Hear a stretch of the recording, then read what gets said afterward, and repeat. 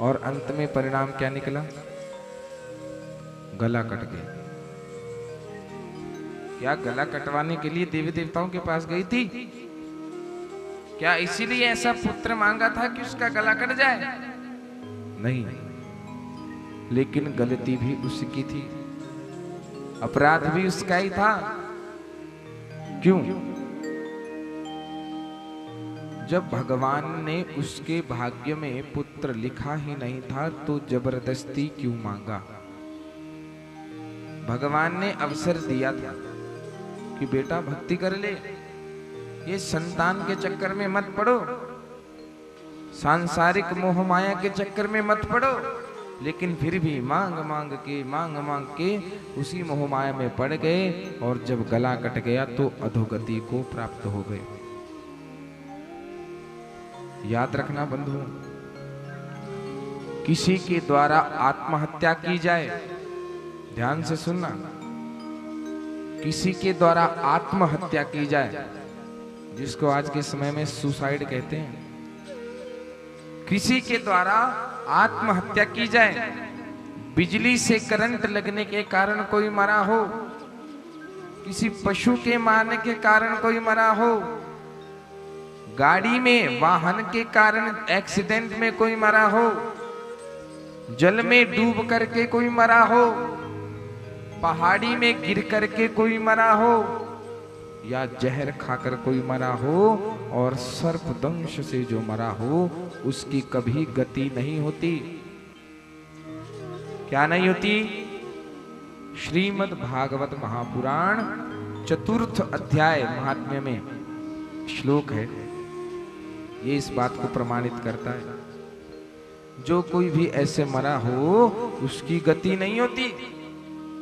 तो अब बताइए, क्या उस मां की गति हुई होगी जिसका उसके खुद के ही बेटे ने दरार से गला काट दिया? और किस बात के लिए? कि मुझे पैसे नहीं देती। बताओ,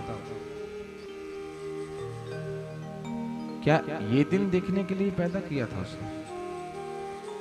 अब आप देखिए, उसी प्रकार गुणनिधि की मां का भी यही हाल है।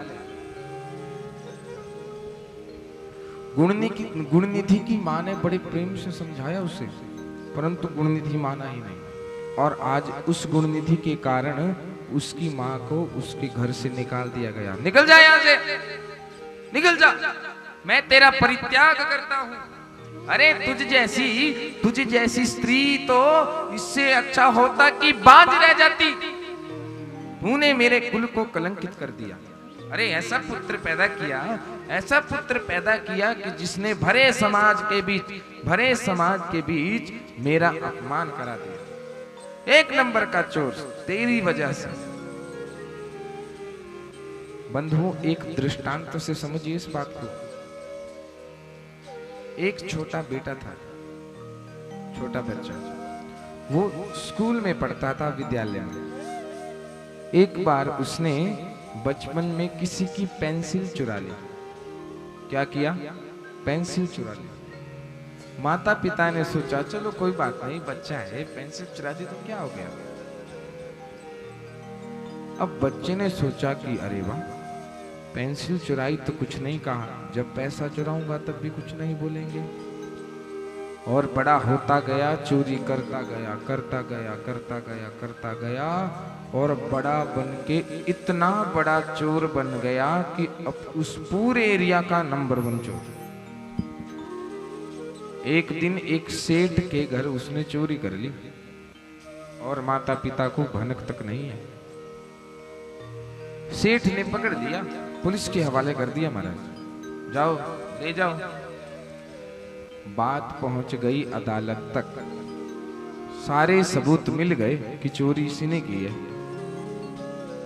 अब अंत में उसे फांसी की सजा सुना दी गई। क्या कहा गया?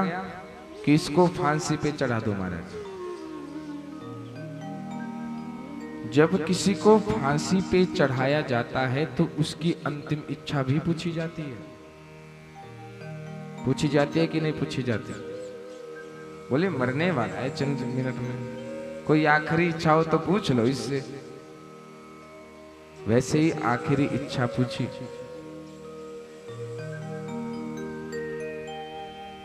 वकील और जज दोनों ने पूछा कि बताओ तुम्हारी आखिरी इच्छा क्या है। तो उसने पता क्या कहा, वो बोला कि मेरी आखिरी इच्छा ये है कि मैं एक बार अपनी माँ से मिल लूं, जिसने मुझे जन्म दिया है। एक बार मैं उस माँ से जरूर मिलना चाहता हूं। माँ को बुलाया गया। माँ रोती बिलखिलाती आ रही। जरा दर्शन करिए, आप विचार करिए। एक माँ जिसको ये पता लग रहा है कि कुछ मिनटों बाद उसके बेटे को फांसी की सजा होने वाली है, और वो जा कहाँ रही है, उसी पुत्र से मिलने, जेल खाने में। तो बताइए उसका क्या हल होगा। रोती बिलखिलाती हुई माँ आ रही है। अरे पुत्र, ये क्या हो गया, अब मैं तेरे बिना कैसे जीऊंगी,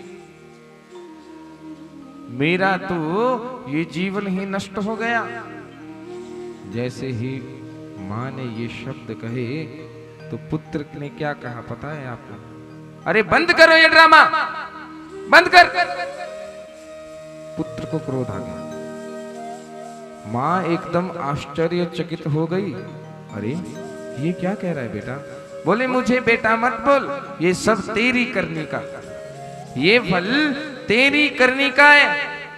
यदि तूने मुझे उस दिन रोका होता जिस दिन मैंने अपने विद्यालय में एक पेंसिल चुराई थी, यदि तूने और मेरे पिता ने यदि मुझे उस दिन डांट लगा दी होती, 2 चमाट मेरे मुंह पे जड़ दिए होते, तो आज मैं ये चोर नहीं बनता, आज मुझे फांसी की सजा नहीं होती। ये सब तेरी वजह से हुआ है माँ, इसकी सबसे बड़ी कारण तू है। बोले भक्तवत्सल भगवान की जय। कहने का तात्पर्य, बंधुओं, हमारी संतान कैसी है, उसमें कैसे गुण हैं, ये कोई बाहर वाला नहीं सिखाएगा। ये माता पिता को सिखाने पड़ेंगे, और खास करके माता को, क्योंकि पिता तो कमाने के लिए बाहर निकला हुआ है। माता के भरोसे ही एक पिता ने अपनी संतान को छोड़ा हुआ है। उसमें संस्कार कैसे हैं, ये माँ के ऊपर निर्भर करता है। पुत्र कैसा है उससे ही उसकी माँ का पता लग जाएगा, माँ कैसी है उससे ही उसके पुत्र का पता लग जाएगा। लेकिन यहाँ गुणनिधि 1 नंबर का चोर, बहुत समझाया परंतु माना नहीं, जिसके कारण क्रोधवेश में आकर उसके पिता ने उसकी माँ का परित्याग कर दिया, और तो और अपने जीवित पुत्र का तिलांजलि देकर गोविंदाय नमो नमः महाराज तर्पण कर दिया। जबकि तर्पण तो मरे हुए का होता है, तो फिर ये जिंदा रहने का तर्पण, ये कुछ समझ नहीं आया। ब्राह्मण ने कहा ये मेरे लिए मरे हुए के समान है, इससे अच्छा तो ये था कि मेरे पुत्र ही नहीं होता। हाँ, अरे ऐसे कलंकित पुत्र होने से अच्छा है कि मैं निसंतान रहूं। और उसने क्या किया, अपने पुत्र की जीवित रहते ही तिलांजलि दे दी। जाओ, निकल जाओ, दूर हो जाओ मेरी नजरों के सामने से। अब ना तुमसे मेरा कोई लेना देना, ना मेरा तुमसे कोई लेना देना। आज के बाद ना मुझे तुमसे कोई मतलब, ना तुम्हें मुझसे कोई मतलब। गुणनिधि की मां बड़ी परेशान हुई, और उसने जा करके एक बावड़ी में आत्महत्या कर ली। बचा गुणनिधि। गुणनिधि को इतना दुख हुआ, इतना इतना इतना दुख हुआ कि बेचारा अब रोने लगा।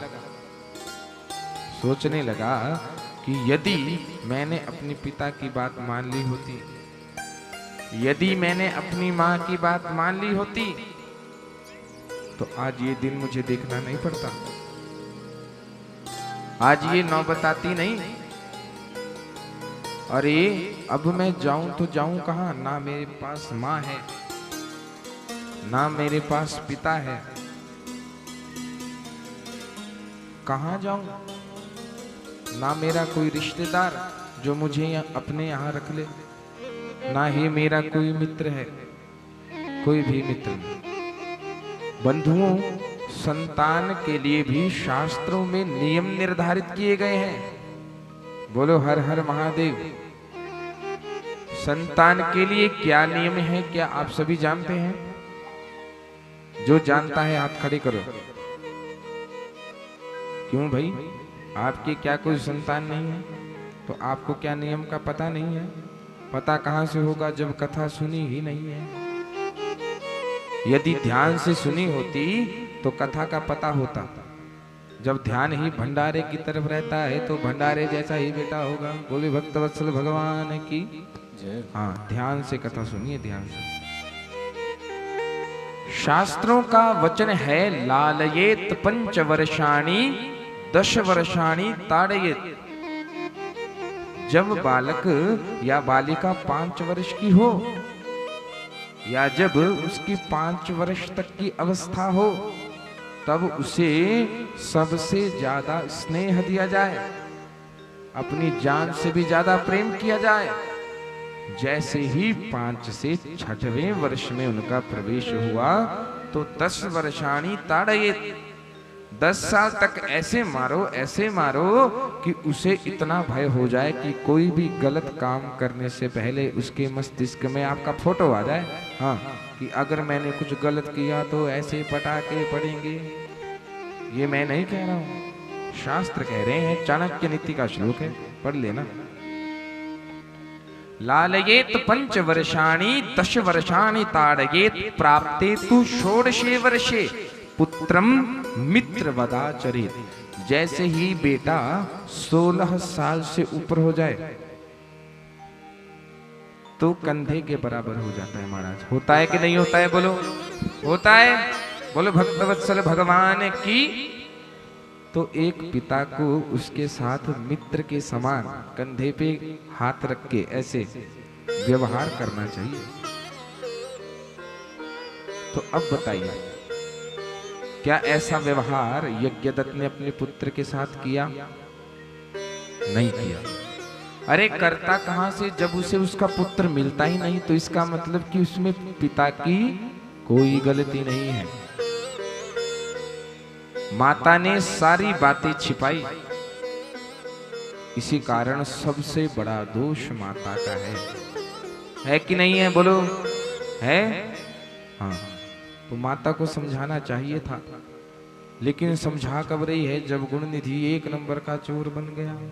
इसलिए बंधुओं ध्यान रखो, अपनी संतान को बचपन से ही भक्ति करने की आदत डालो। अपनी संतान को बचपन से ही अच्छे अच्छे सत्संग में ले जाओ। अपनी संतान को अच्छा क्या है, बुरा क्या है, सही क्या है, गलत क्या है, इस बात की जानकारी दो।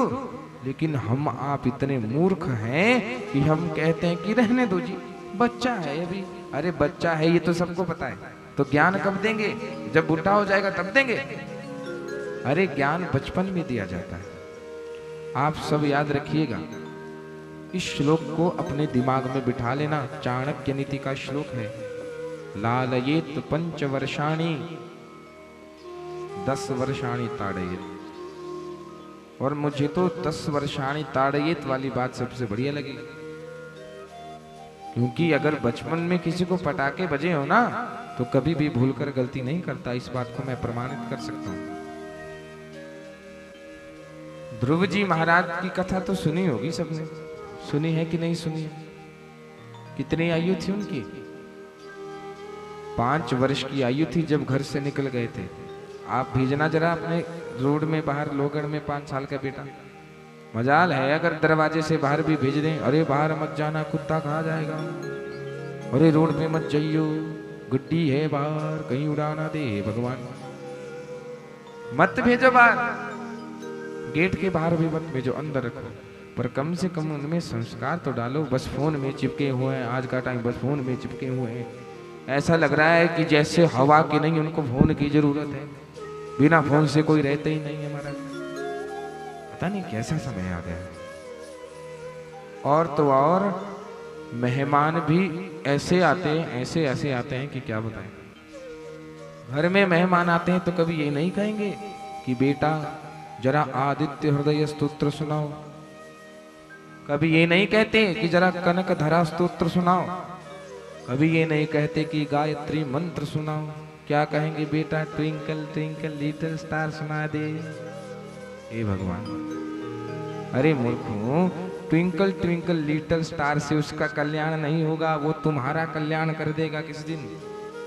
हाँ, आप बताइए भला ट्विंकल ट्विंकल से भी किसी का कल्याण हुआ है कभी?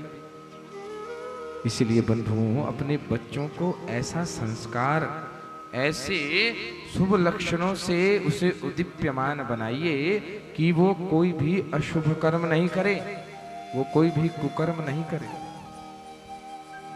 यही कारण था कि गुणनिधि की मां ने बचपन से उसे नहीं समझाया। यदि समझाया होता तो आज वो घर से नहीं निकाली जाती। अब बच गया गुणनिधि अकेला। अब अकेला गुणनिधि क्या करे? निकल गया महाराज घर से।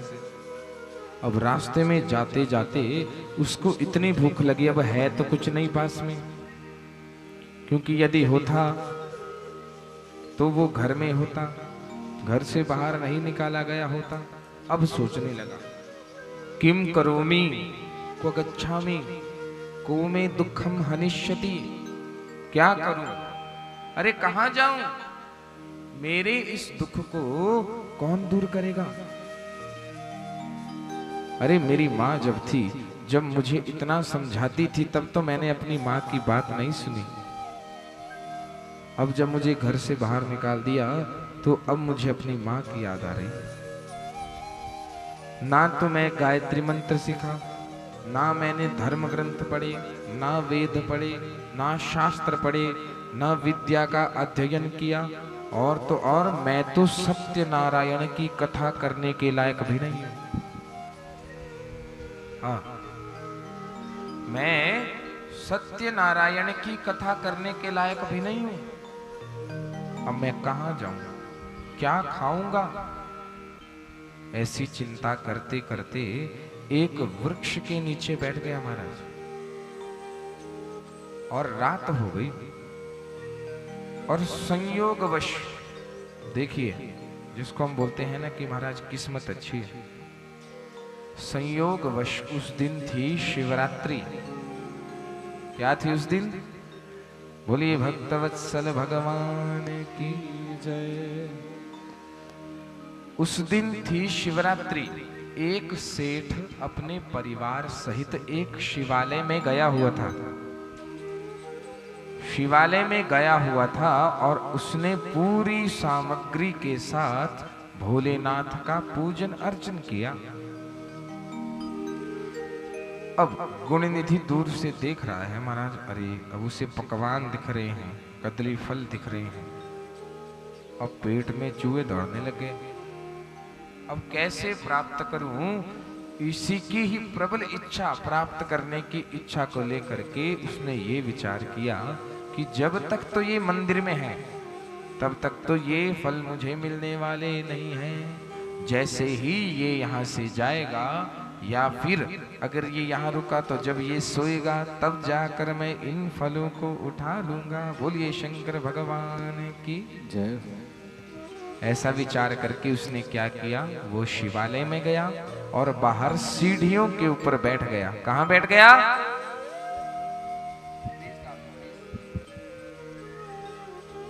सीढ़ियों के ऊपर जाकर बैठ गया। बोलिए भक्तवत्सल भगवान की जय। देखिए माताओं बहनों, आप बीच में बात ना किया करें, क्योंकि आपकी वार्ता करने के कारण कथा की सारी रस धारा बीच में टूट जाती है। और आप लोग कल से थोड़ा आगे आगे आकर बैठेंगे, क्योंकि ये जितने भी लेट आने वाले हैं ये लास्ट बेंच में बैठेंगे। बोलिए भक्तवत्सल भगवान की जय। हाँ, तो बातचीत कोई नहीं करेगा। गुणनिधि जब शिवालय की उन शिलाओं पर बैठा और पूरी रात वह कीर्तन सुनता रहा। रात्रि हुई और सेठ तो पूरी पूजा करके वहीं सो गया शिवालय में एक कोने में। जब सो गया तब गुणनिधि ने सोचा कि ये बढ़िया मौका है, भूख भी लग रही है, चलिए और फलों को खाया जाए। तुरंत भागा, लेकिन जैसे ही अंदर गया तो अंदर क्या था, भगवान शंकर की शिवलिंग के पास, ध्यान से सुनना, भगवान शंकर की शिवलिंग के पास एक तैल दीपक प्रज्वलित हो रहा था। क्या प्रज्वलित हो रहा था? तैल दीपक। लेकिन उसमें एक कमी थी कि उसकी जो लौ थी वो बहुत धीमी थी, मतलब बुझने ही वाला था। अब गुणनिधि ने सोचा कि मुझे दिख तो कुछ नहीं रहा है, अब चोरी करूंगा तो कैसे करूंगा? अब चोरी करने के लिए कम से कम रात्रि में रोशनी तो चाहिए कि नहीं चाहिए? चाहिए कि नहीं? हाँ, तो रोशनी मिले उसके लिए उसने अपना एक वस्त्र फाड़ा और उसकी ज्योति बनाई और तेल दीपक में डाल के उसको जला दिया। उससे क्या हुआ कि पूरी शिवलिंग के आसपास उस शिवालय में प्रकाश हो गया। बोलिए भक्तवत्सल भगवान की जय। बड़ा प्रसन्न हो गया गुणनिधि, अरे महाराज अब तो प्रकाश भी मिल गया। और जैसे ही प्रकाश ज्यादा हुआ तो उसे वो कदली फल दिख गए और उसके पेट में फिर से चूहे दौड़ने लगे। अरे महाराज इतने बढ़िया बढ़िया कदली फल, उसने एक कदली फल उठाकर खा लिया। बड़ी ज्ञानमयी कथा है, ध्यान से सुनना। एक फल उठाकर उसने खा लिया, फिर वो सोचने लगा कि यहाँ रहकर अगर मैं निरंतर इन फलों को खाता रहूंगा तो कहीं ऐसा ना हो कि कोई मुझे देख ले, और यदि देख लिया तो निश्चित ही मुझे पकड़ के मार डालेंगे। ऐसा मन में भय हो गया और उसने, गुणनिधि ने क्या किया कि कदली फल 2-4 उठाए और उन्हें लेकर उठाकर जैसे ही वो भागने लगा तो कोई वहां पर सोया हुआ था। उसके चरणों की ठोकर से, पैरों की ठोकर से वो जाग गया। हे भगवान, अब मारा गया मैं। गुणनिधि को पता लग गया कि ये तो जग गया और तुरंत भागने लगा, लेकिन उसने देख लिया कि कोई ना कोई तो भाग रहा है महाराज, और हल्ला मचा दिया जोर जोर से, अरे पकड़ो पकड़ो पकड़ो, कोई चोर है, भाग रहा है भाग रहा है, पकड़ो। हे महाराज जैसे ही ये कहा तो हल्ला मच गया, सारे शोर मच गया।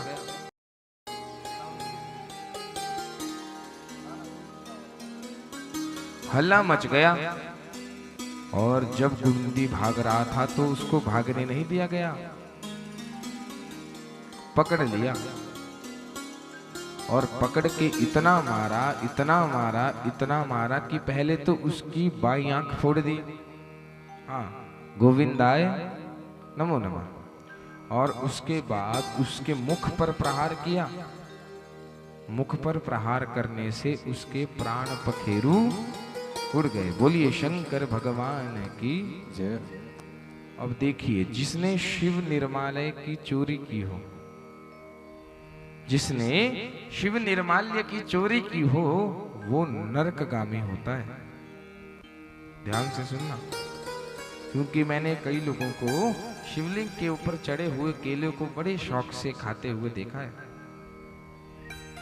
भगवान शिव की शिवलिंग के ऊपर कोई यदि फल चढ़ा हो तो आप उसे नहीं खा सकते। समझ में आ गई बात कि नहीं आई? किस किस को समझ आई? हाथ खड़े करो। हाँ, बोलिए शंकर भगवान की।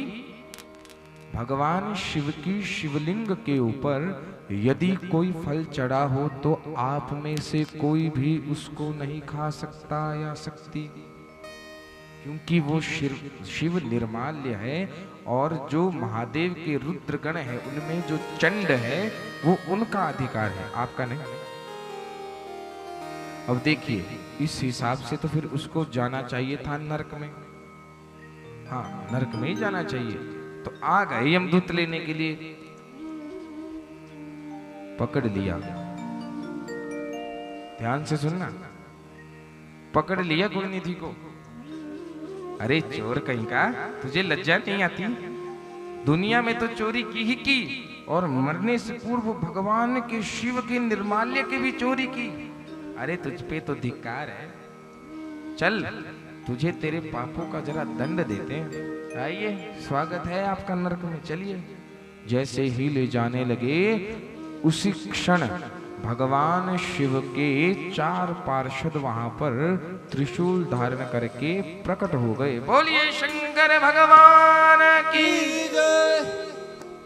अब आप सोचिए कि भगवान शिव के गण वहां प्रकट क्यों हुए।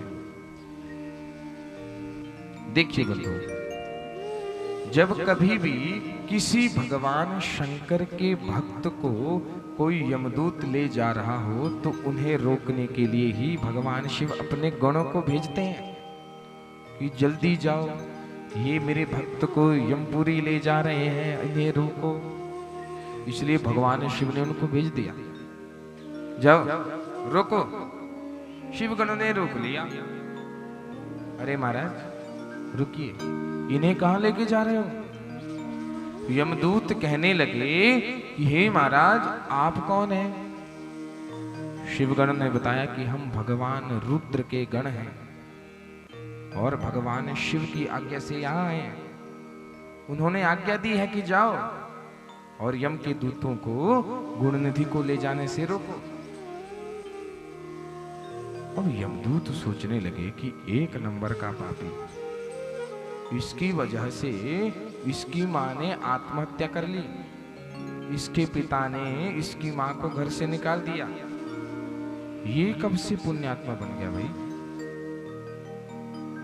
यमराज के दूतों ने कहा कि महाराज आपको कोई गलत फहमी हो गई है, ये तो 1 नंबर का चोर है, दुष्ट है, इसे तो हम ऐसी यातना देंगे, ऐसी यातना देंगे, ऐसे भयंकर नरक में गिराएंगे कि ये भी याद रखे। शिवगण ने कहा कि नहीं, आप ऐसा नहीं कर सकते महाराज। बोले क्यों नहीं कर सकते। क्योंकि महादेव की आज्ञा है। महादेव की आज्ञा है। बोले हाँ महादेव की आज्ञा है।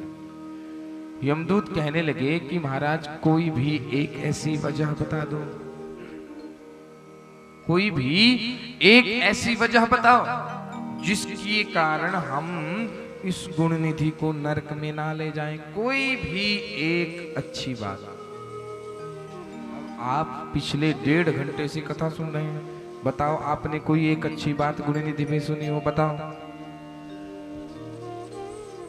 अरे बोलो, मेरी शक्ल क्यों देख रहे हैं, बताइए। कह रहे हैं कि व्यास जी बड़े सुंदर लग रहे हैं। अरे मुझे देखने से कुछ नहीं होगा, महादेव के दर्शन करोगे तो जीवन धन्य हो जाएगा। बोलिए शंकर भगवान की। देखिए बंधुओं, पिछले 1.5 घंटे से आप सभी इस कथा को श्रवण कर रहे हैं, तो आप कोई भी एक अच्छी बात बता दो गुणनिधि की। नाम तो है गुणनिधि, गुण एक भी नहीं है। और शिवगण ने आकर उस गुणनिधि को नरक जाने से रोक लिया। रुक जाओ, इसको नरक नहीं ले जा सकते। अब बताओ क्यों रोका। कोई एक अच्छी बात। ये मैं नहीं पूछ रहा हूं, ये यमराज के दूतों ने शिवगणों से पूछा, महाराज कोई एक भी अच्छी बात बता दो। अब आप जानना चाहेंगे कि शिवगणों ने उसकी क्या अच्छी बातें बताई। कौन कौन जानना चाहता है, बताइए जरा हाथ खड़े करके। बोलिए हर हर महादेव। गुणनिधि की 2 अच्छी बात जानने से पहले मैंने आपके श्रीमुख से महादेव का नाम क्यों जपाया। अरे भैया इस साउंड को ठीक बनाओ, ये डिस्टर्ब कर रही है बहुत। इतनी सीटियां तो कुकर में भी नहीं आती जितनी ये मार रहा है। बोलिए भक्तवत्सल भगवान की। हाँ, तो कोई भी एक ऐसी अच्छी बात बताओ। जब ये कहा तब अब सुनना क्या अच्छी बात बताए ना। शिवगण ने कहा, शिवगण बोले कि हे महाराज इसके सारे पाप नष्ट हो गए हैं। इसने अंत समय में भगवान शंकर की पूजा की है। अब जैसे ही ये सुना तो यमराज के गण हंसने लग गए। हंसे इसलिए क्योंकि उसने शिव की पूजा की ही नहीं। आप बताओ, की शिव की पूजा कहीं सुनी आपने? तो फिर शिव की पूजा कैसे हो गई? अब ध्यान से सुनना। शिवगणों ने कहा कि हे महाराज,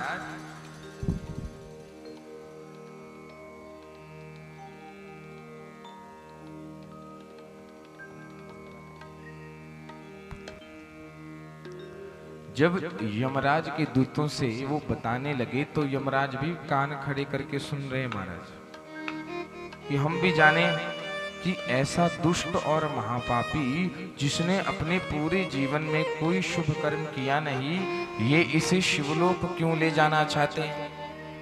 अब सुनिएगा क्या कहा शिवगणों ने। बोले महाराज, दो विशिष्ट कारण है जिसके कारण इसके सारे समस्त पाप नष्ट हो गए। दो कारण, सिर्फ केवल दो कारण। पहला कारण क्या बता रहे हैं कि सुनिए।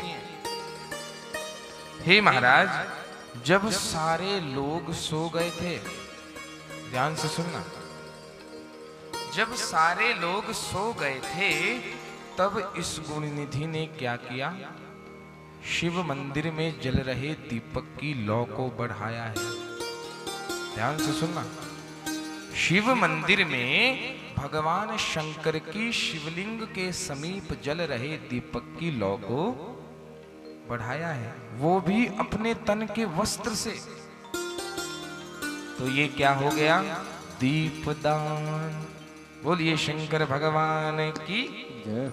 हाँ, पहली बात तो कि इसने शिवरात्रि के दिन दीपदान किया है। और दूसरा कारण, आज शिवरात्रि है और आज शिवरात्रि के दिन इसने समस्त 4 के 4 प्रहर भगवान शंकर की पूजा होते देखिए, भगवान शंकर के भजनों को सुना है, और तो और साथ ही साथ में पूजा करते हुए देखा भी है। तो इसलिए इसको शिवरात्रि की पूजा का सारा फल मिल गया। तो 2 पुण्य कर्म इसने किए जिसके कारण इसके समस्त पाप जो हैं वो नष्ट हो गए। बोलिए शंकर भगवान की जय। इसलिए हे यमदूतों, ये अब नरक जाने का अधिकारी नहीं रहा। अब बताइए, महादेव ने सही किया या गलत किया? सही किया या गलत किया? सही किया। जो ये कह रहे हैं वो हाथ खड़े करो। हाँ, कुछ तो ऐसे भी है बीच में कि नहीं महाराज सही नहीं किया, तो आप बता दीजिए फिर सही क्या है। बोलिए शंकर भगवान की जय। बंधुओं, शिवरात्रि के दिन जो कोई भी पूजा कर ले, पूजा करते हुए देख ले या शिव मंत्र को सुन ले, तो उसके समस्त पाप ताप संताप नष्ट हो जाते हैं। और दूसरी बात, दीपदान के विषय में महाराज इतना महत्व बताया गया है शिवपुराण में। अभी इस गुण निधि, इसके दूसरे जन्म की कथा में आप दीपदान का महत्व जानेंगे।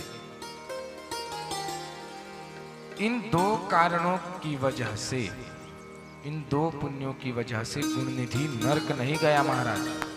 सोच लीजिए, आजीवन भर जिसने पाप ही पाप कर्म किए, इन 2 शुभ कर्मों की वजह से उसे नरक की प्राप्ति नहीं हुई, और वो कहां चला गया? शिवलोक। बोलिए शंकर भगवान की जय। जैसे ही उसे शिवलोक ले गए, उसी क्षण यमराज भगवान ने अपने दूतों को डांट दिया। अरे मूर्खों, तुम्हारे जैसे मूर्ख मैंने पूरे जीवन में कहीं नहीं देखे हैं। अरे तुम हर किसी को पकड़ के ले चलते हो, ये क्या मजाक बना के रखा है तुमने? हर किसी को पकड़ के यहाँ पर मत लाया करो। यम के दूत बोले, महाराज आप जिसे हमें पकड़ने की आज्ञा देते हैं हम भी उसी को ही पकड़कर यहाँ लाते हैं। अब हम क्या जाने कि किसको पकड़ना है किसको नहीं पकड़ना है, वो भी अपनी बात सच कह रहे हैं। तो आज यमराज भगवान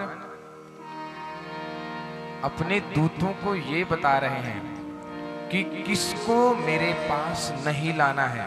ध्यान से सुनिएगा।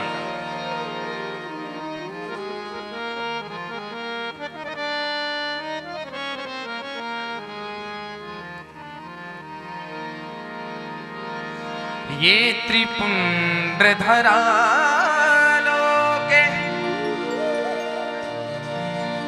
विभूत्या सीतया गणा ते सर्वे परिहर्तव्या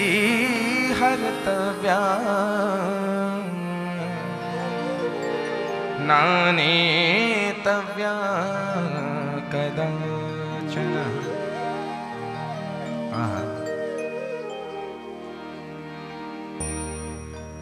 महाराज शिवगणों ने जब गुणनिधि को भगवान भोलेनाथ के पास पहुंचा दिया, तदोपरांत यमराज जी अपने दूतों को समझा रहे हैं कि मेरे पास किसको नहीं लाना है। तो क्या कहा, ये त्रिपुंड्र धरालो के, जिस किसी भक्त ने त्रिपुंड्र धारण किया हो, जिस किसी भक्त ने त्रिपुंड्र धारण किया हो, ये त्रिपुंड्र धरालो के, और तो और विभूत्या सीतया गणाः, जिस किसी ने अपने शरीर पर भस्म लेपन किया हो, और तो और ते सर्वे परिहर्तव्या, वो सब के सब जिन्होंने रुद्राक्ष धारण किया हो, अतः त्रिपुंड्र भस्म और रुद्राक्ष जिन्होंने भी ये धारण किया हो, वो सब के सब चाहे पापी ही क्यों ना हो, उनको यहाँ मत लाना, क्योंकि उन्हें दंड देने की सामर्थ्य मुझे में तो क्या स्वयं महाकाल में भी नहीं है। किसमें नहीं है? महाकाल में। बोलिए भक्तवत्सल भगवान की जय। इसीलिए हमें गुणनिधि को शिवलोक भेजना पड़ा। तो देखिए, आपने जो त्रिपुंड्र धारण किया है उसकी इतनी महिमा है, इसलिए ही हम पहले दिन से कह रहे हैं कि त्रिपुंड्र लगाइए। तो अब देखिए, हर कथा में यही महिमा चल रही है कि जो त्रिपुंड्र लगाता है, रुद्राक्ष धारण करता है और भस्म लगाता है, उसे कभी भी नरक में नहीं जाना पड़ता। बोलिए शिव शंकर भगवान की जय।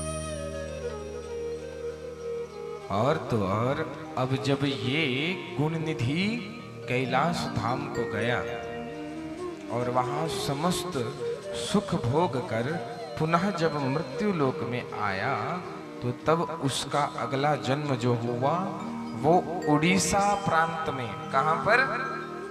उड़ीसा प्रांत में राजा अरिंदम के पुत्र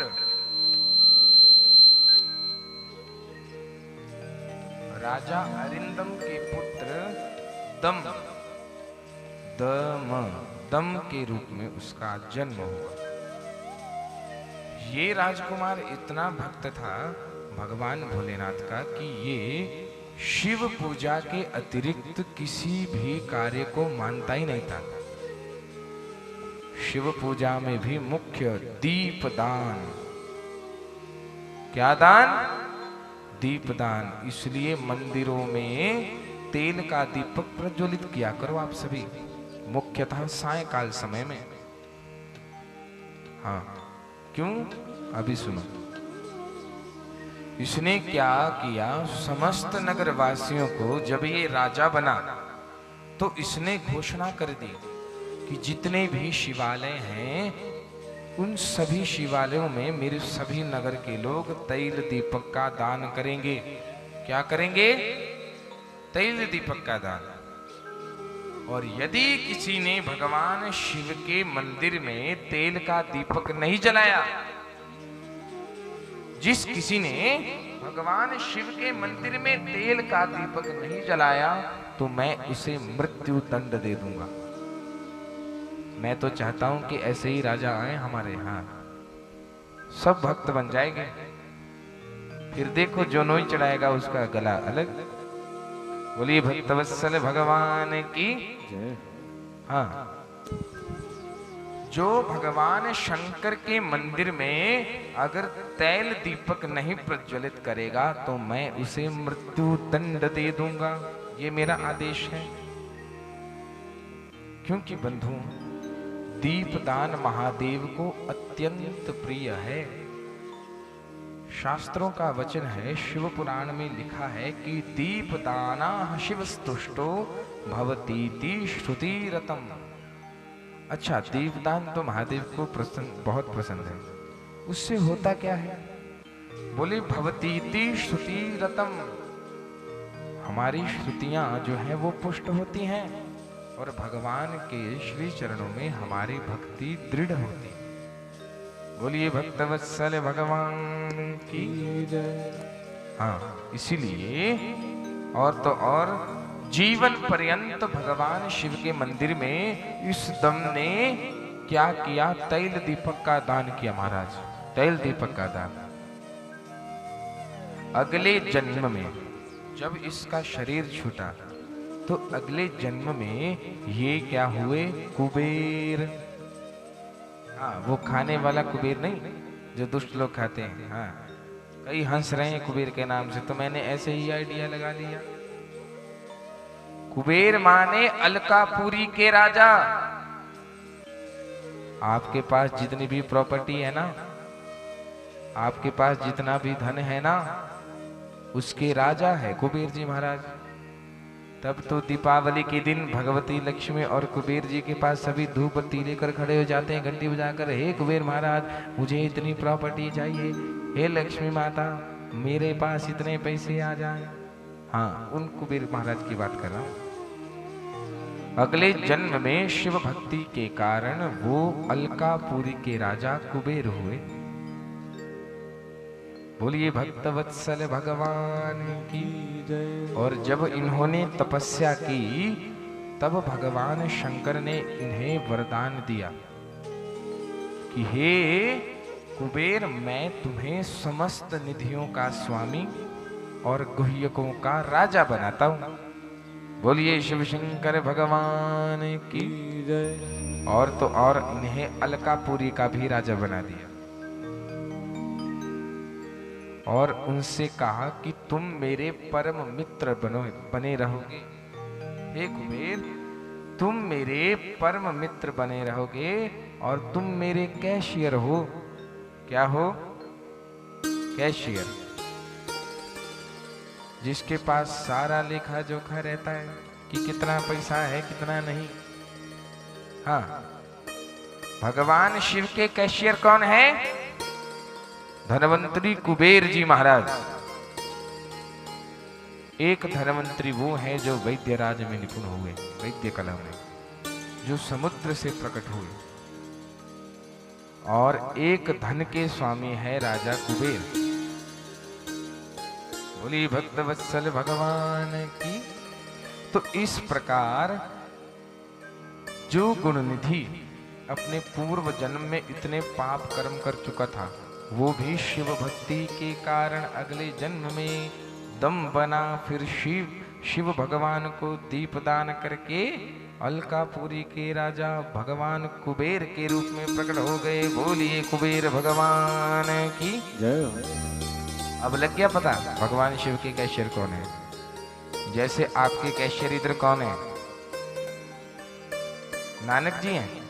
हाँ, तो ऐसा सोच लीजिए कि नानक जी साक्षात कुबेर जी हैं महाराज। है कि नहीं है? बोलो। हाँ, तो इसी प्रकार भगवान शिव की पूजा करने से, त्रिपुंड्र धारण करने से और तो और दीपदान करने से भगवान की अहित की कृपा का वर्षण होता है। इसी कथा के साथ आज हमारी विद्येश्वर संहिता पूर्ण हुई। बोलिए भक्तवत्सल भगवान की जय। देखो किसी का भी ध्यान है ही नहीं, बड़े चाव से सुन रहे हैं, जबकि विद्येश्वर संहिता कल की समाप्त हो गई है। ऐसे ही तो पता लगता है कि कौन क्या सुन रहा है। आज जो है ये प्रसंग समाप्त हुआ है महाराज, और लोग बड़े खुश हो रहे हैं महाराज, विद्येश्वर संहिता पूर्ण हो। बंधुओं, अभी रुद्र संहिता चल पड़ी है। रुद्र संहिता का सृष्टि खंड पूर्ण हुआ है। कौन सा खंड? सृष्टि खंड। और अब यहां से सती खंड प्रारंभ होने जा रहा है। बोलिए सती मैया की जय हो। आप सभी मेरे साथ मिलकर प्रेम भाव से महादेव के पाद पद्मों का ध्यान करते हुए सती खंड में प्रवेश करिए। बोलो मन मेरे ओम नमः शिवाय, बोलो मन मेरे ओम नमः शिवाय, बोलो मन मेरे ओम नमः शिवाय, बोलो मन मेरे ओम नमः शिवाय। ऐसे नहीं, दोनों हाथ उठा के, हाँ बोलो मन मेरे ओम नमः शिवाय, बोलो मन मेरे ओम नमः शिवाय, ओम नमः शिवाय, बोलो ओम नमः शिवाय, ओम नमः शिवाय, बोलो ओम नमः शिवाय, ओम नमः शिवाय, बोलो ओम नमः शिवाय, ओम नमः शिवाय, बोलो ओम नमः शिवाय। हाँ बोलो मन मेरे ओम नमः शिवाय, बोलो मन मेरे ओम नमः शिवाय, ओ बोलो मन मेरे ओम नमः शिवाय, बोलो मन मेरे। ऐसे नहीं, दोनों हाथ उठा के पिछले वाली भी जय हो। जय जय।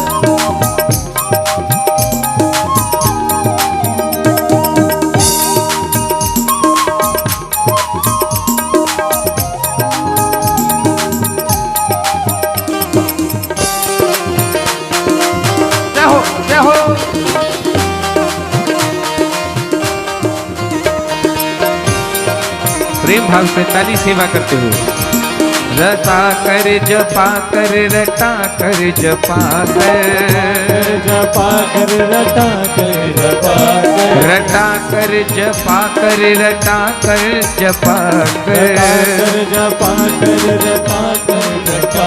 हाँ बोलो मन मेरे ओम नमः शिवाय, बोलो मन मेरे ओम नमः शिवाय, हाँ बोलो मन मेरे ओम नमः शिवाय, बोलो मन मेरे ओम नमः शिवाय, हो बोलो मन मेरे ओम नमः शिवाय, बोलो मन मेरे ओम नमः शिवाय, बोलो मन मेरे ओम नमः शिवाय, बोलो मन मेरे। बोल शंकर भगवान की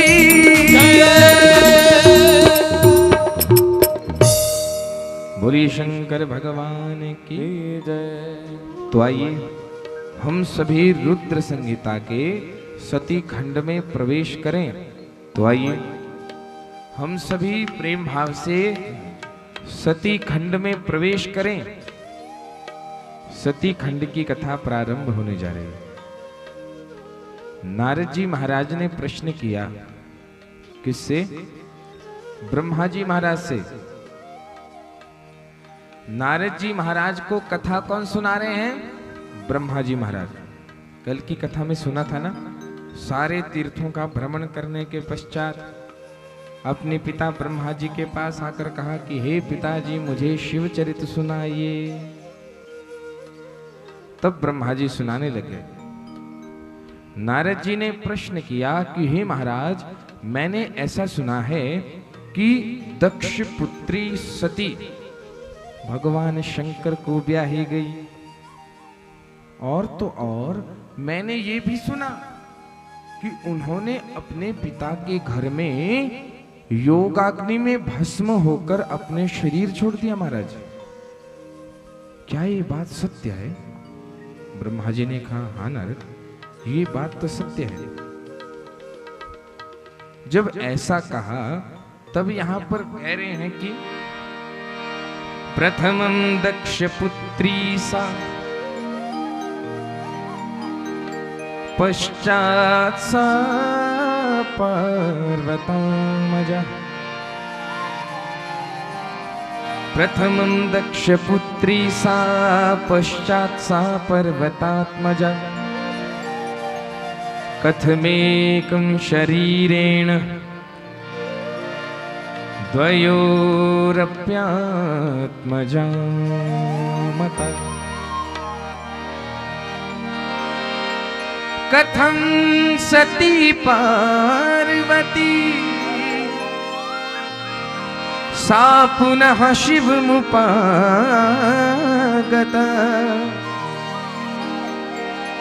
एतत् सर्वं तथान्यच्च ब्रह्मन् गदितुमर्हसि।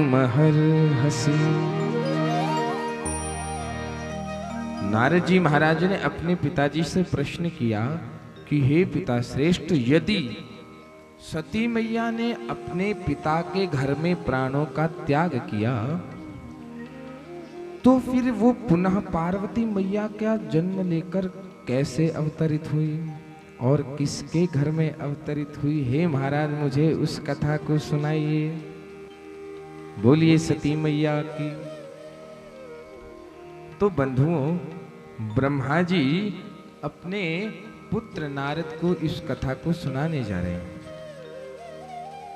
बंधुओं, अहो धन्य तव जन्म मुनीसा, तुम ही प्राण सम प्रिय गौरीसा। ब्रह्मा जी कह रहे हैं, हे पुत्र नारद, तुम धन्य हो। अरे तुम्हारा जन्म लेना भी धन्य है, जो तुम्हारी भगवान शंकर की कथाओं में इतनी प्रीति है। तुम भगवान शंकर की कथाओं से इतना प्रेम करते हो। हे नारद, धन्यों सी मैं भी धन्य हूं, जो मुझे भगवान शंकर की प्रेरणा से तुम्हें शिव कथा को सुनाने का अवसर प्राप्त हुआ है। बोले शंकर भगवान की। तो बंधुओं, भगवान सदाशिव ने पूर्व काल में यही सती चरित्र का वर्णन किससे श्रवण किया? भगवान विष्णु ने प्राचीन काल में सती चरित्र किससे श्रवण किया? भगवान भोलेनाथ से। किससे? भगवान भोलेनाथ से। भोलेनाथ ने स्वयं अपने श्रीमुख से सती चरित्र भगवान विष्णु को सुनाया और यही चरित्र अब आप सुनने जा रहे हैं। बोलिए शंकर भगवान की। तो बंधुओं, सृष्टि क्रम कैसे चल रहा है ध्यान से सुनना। सबसे पहले कुछ भी नहीं था, केवल दो शक्तियां विराजमान थी, शिव और उमा। बोलिए उमा महेश्वर भगवान की जय। तदोपरांत भगवान शंकर ने अपने वामांग से भगवान विष्णु को प्रकट किया। किसको प्रकट किया? भगवान विष्णु को। और फिर अपने दक्षिण अंग से भगवान ब्रह्मा जी को प्रकट किया और अपने हृदय से रुद्र को प्रकट किया। बोलिए शंकर भगवान की जय। इसका अर्थ ये कि रुद्र से भी ऊपर की चीज है महादेव, क्योंकि महादेव ही साक्षात रुद्र के रूप में अवतार लेकर त्रिदेवों का कार्य पूरा करते हैं। किसका कार्य पूरा करते हैं? त्रिदेवों का। त्रिदेव कौन है बताइए? त्रिदेव कौन है? जिनको पता है हाथ खड़ा करिए। अरे वाह, सब जानते हैं। तो बताइए त्रिदेव कौन है? बहुत सुंदर, अपने लिए तालियां बजा दीजिए जरा। हाँ, यहाँ के श्रोता बड़े इंटेलिजेंट है महाराज। मुझे डर की कथा करनी पड़ेगी। बोलिए भक्तवत्सल भगवान की हर हर। हाँ, अरे आप जानते हैं मुझे कथा कहने में बड़ा आनंद आ रहा है। समय का ही पता नहीं चलता कि कब 6:45 हो गए। बताइए अभी तो प्रसंग भी शुरू नहीं हुआ कि 6:45 पहले ही हो गए। अब बताइए, मैंने सही कहा था कि नहीं कहा था? हरि अनंत हरि कथा अनंता। इतनी कथाएं हैं कि आजीवन भी सुनते रहोगे तो भी खत्म नहीं होंगी। अभी तो आप केवल शिव पुराण सुन रहे हो। एक औक पुराण है रुद्र, एक पुराण है लिंग पुराण, एक संहिता है माहेश्वर संहिता, एक पुराण है स्कंद पुराण।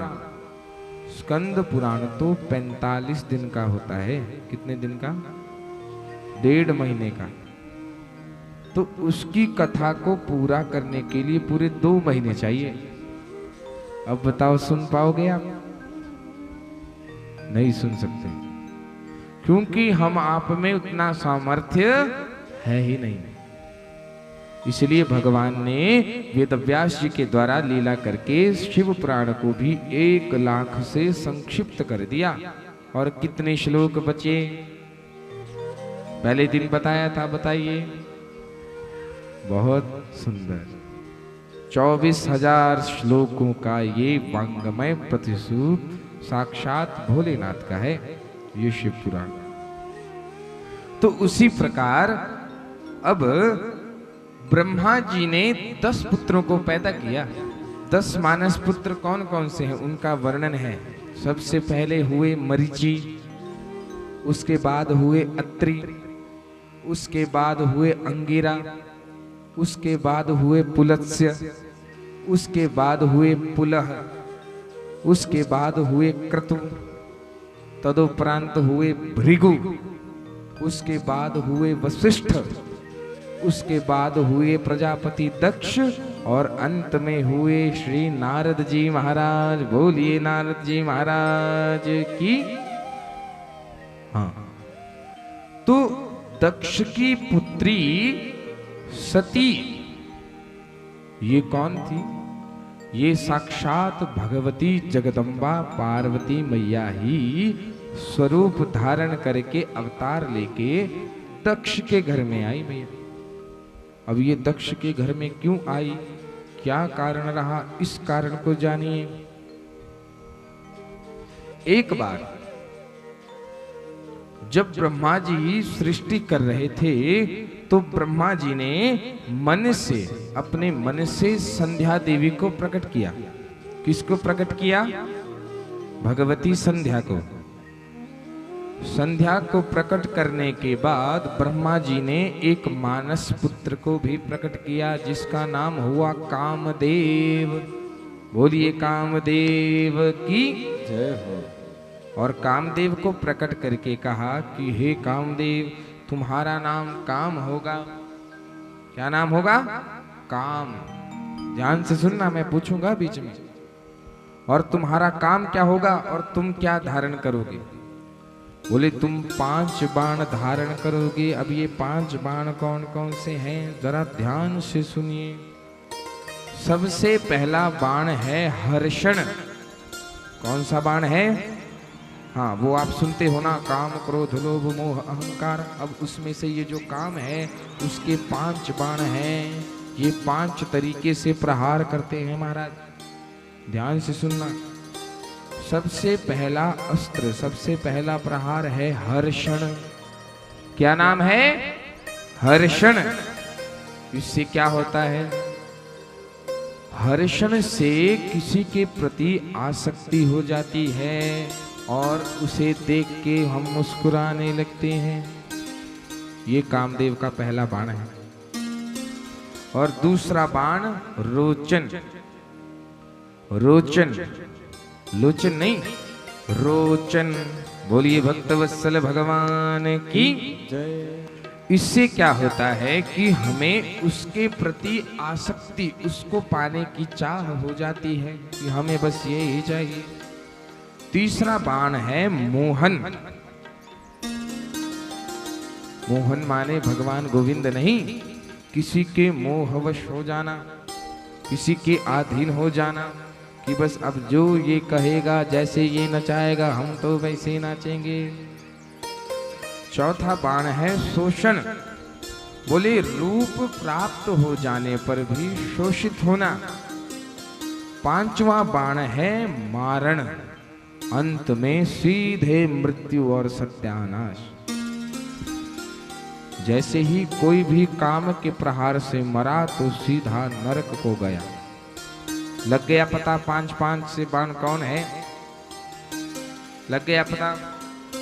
किस किस को याद हो गए? हाथ खड़े करो, बोलिए कौन कौन से नाम हैं? हाँ, हर्षण, हाँ, बहुत अच्छे। बोलिए भक्तवत्सल भगवान की जय। तो एक बार फिर बता देता हूं, आप याद कर लेना। सर्वप्रथम बाण है हर्षण। कौन सा बाण है? हर्षण। दूसरा बाण है रोचन। कौन सा बाण है? रोचन। तीसरा बाण है मोहन। कौन सा बाण है? मोहन। चौथा बाण है शोषण। कौन सा? शोषण। और अंतिम बाण है मारण, सीधे मृत्यु। जो भी कामदेव के इस चक्र में फंस गया, इन 5 बाणों का शिकार हो गया, सोच लो उसका तो राम नाम सत्य हो गया। बोलिए भक्तवत्सल भगवान की जय। आपको ये जानकर आश्चर्य होगा कि कामदेव के इन 5 बाणों के शिकार स्वयं ब्रह्मा जी भी हो गए। कौन हुए? अरे जम के बोलो, बोलिए ब्रह्मदेव भगवान की जय। अब ध्यान से सुनिए कि ब्रह्मा जी कैसे शिकारी हुए। जब ब्रह्मा जी ने कामदेव को प्रकट किया तो इन्हें वरदान भी दे दिया कि आप इन 5 बाणों से समस्त त्रिलोकी को प्रभावित करेंगे। क्या करेंगे? प्रभावित। कामदेव ने अपनी बुद्धि का प्रयोग किया। कामदेव ने कहा, अरे महाराज, त्रिलोकी को तो कोई भी प्रभावित कर सकता है। अरे थोड़ा ऊंचा हमें प्रभाव बनाना है अपना, कुछ ऊंचा वरदान हमें दीजिए। फिर ब्रह्मदेव ने क्या किया? अच्छा ठीक है, हम तुम्हें वरदान देते हैं कि और तो और ब्रह्मा और विष्णु भी तुम्हारे प्रभाव से वशीभूत हो जाएंगे। बोलिए भक्तवत्सल भगवान की जय। अब कामदेव बड़ा प्रसन्न हुआ जब उसने ये सुना कि भगवान विष्णु और स्वयं मैं ब्रह्मा भी तुम्हारे प्रभाव से प्रभावित हो जाएंगे। तो उसने मन में क्या विचार किया? बोले अब फंसे ब्रह्मा जी, अब सबसे पहले इन्हीं की ही क्लास लूंगा। हाँ, और अपने 5 के 5 बाणों को ब्रह्मा जी के ऊपर चला दिया। जैसे ही अपने 5 बाणों को ब्रह्मा जी के ऊपर चलाया तो ब्रह्मा जी को अपने ही पुत्री संध्या के प्रति गलत विचार मन में आ गए। गलत विचार, दुर्विचार उनके मस्तिष्क में आ गए। ये काम का इतना तगड़ा प्रभाव है कि परमपिता ब्रह्मा को भी प्रभावित कर दिया। महाराज अपनी ही पुत्री संध्या के लिए उनके हृदय में दुर्विचार पैदा हो गए। ब्रह्मा जी के पुत्र धर्म ने जब ये अत्याचार अनायास से होते देखा तो महादेव से प्रार्थना करने लगे, अरे महाराज, ये तो सृष्टि का ही नियम टूट जाएगा। इतना अधर्म यदि हो गया तो मेरा क्या काम? तो सात्विकता और धर्म का क्या काम? एक पिता और पुत्र के बीच जो मर्यादा है उसका क्या काम? इसलिए धर्म ने सोचा कि अब तो मुझे महादेव की ही शरण ग्रहण करनी होगी और उन्होंने महादेव की शरण ग्रहण की है। रक्ष रक्ष महादेव पापान् मां दुस्तरादितः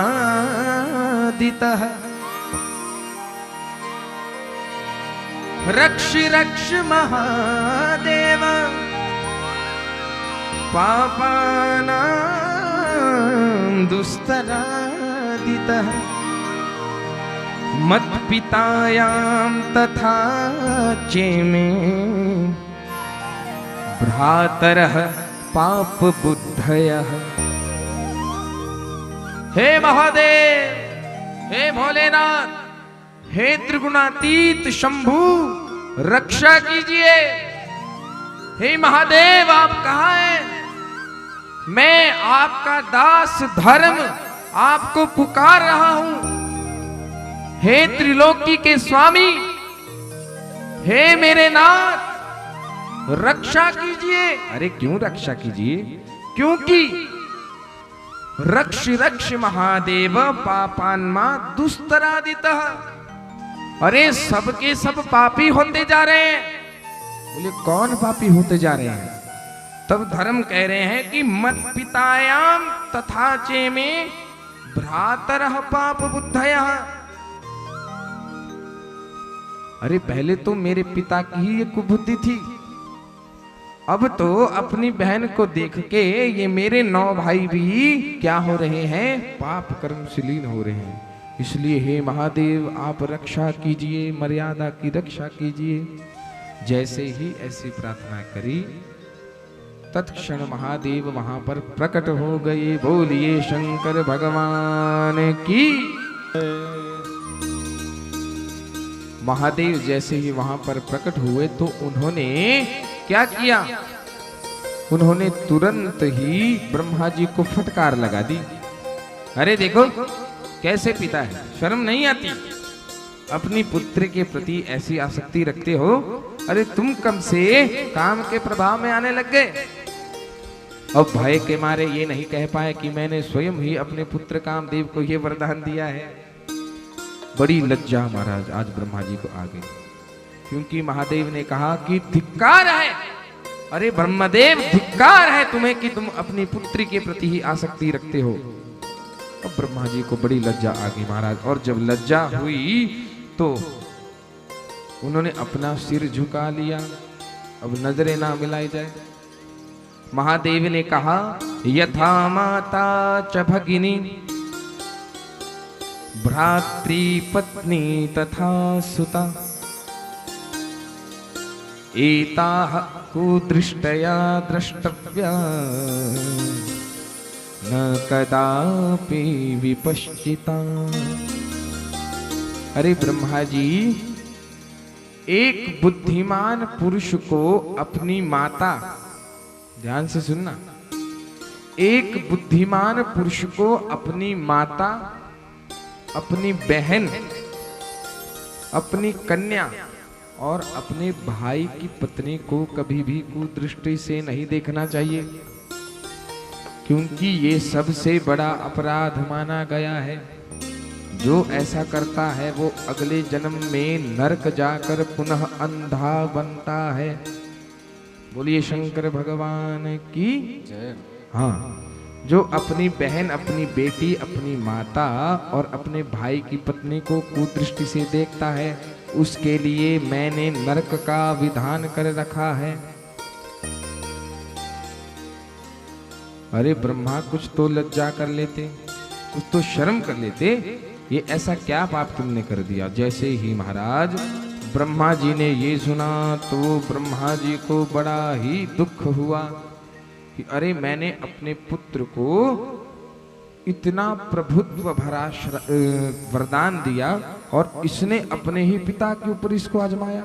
कैसा दुष्ट पुत्र है। ब्रह्मा जी को क्रोध आ गया महाराज। अरे कामदेव, मूर्ख कहीं के, मैंने तुम्हारे कहने पर तुम्हें वरदान दिया और अपने आप को और नारायण को तुम्हारे वश में होने का वरदान दिया, और तुम मूर्ख, तुमने अपने पिता के ऊपर ही इसी को आजमा दिया। अरे तुमने एक पिता को उसकी पुत्री के प्रति आसक्त किया है, महापाप किया है तुमने। हे मूर्ख कामदेव, मैं ब्रह्मा तुम्हें श्राप देता हूं कि भवनेत्राग्नि निर्दग्ध कंदर्पो दर्प मोहित भविष्यति महादेवे कृत्वा कर्म सुदुष्करम। अरे मूर्ख कामदेव, तूने एक पिता को उसकी पुत्री के प्रति आसक्त किया है, तो जा, मैं तुझे श्राप देता हूं कि तेरे इस कर्म की वजह से महादेव ने मुझ पर क्रोध किया, मुझे फटकारा, तो मेरा श्राप है कि तू भी महादेव की कुदृष्टि से भस्म हो जाएगा। ये श्राप ब्रह्मा जी ने दिया था कामदेव को, इसीलिए भगवान शिव के तीसरे नेत्र से कामदेव भस्म हो गए। लग गया पता कामदेव भस्म क्यों हुआ? यही कारण था। अब कामदेव महाराज हाथ जोड़ के खड़ा हो गए। हे ब्रह्मदेव, हे पिताजी, ये आपने क्या कह दिया? अरे मैंने तो केवल वही किया जो आपने मुझे करने को कहा था। आपने मुझसे कहा कि ब्रह्मा, विष्णु और शिव तुम्हारे वशीभूत होंगे, तो मैंने तो उसी ही वरदान की परीक्षा ली। परीक्षा लेना कोई बुरी बात नहीं, लेकिन आपने तो मुझे श्राप दे डाला। अब मैं क्या करूंगा?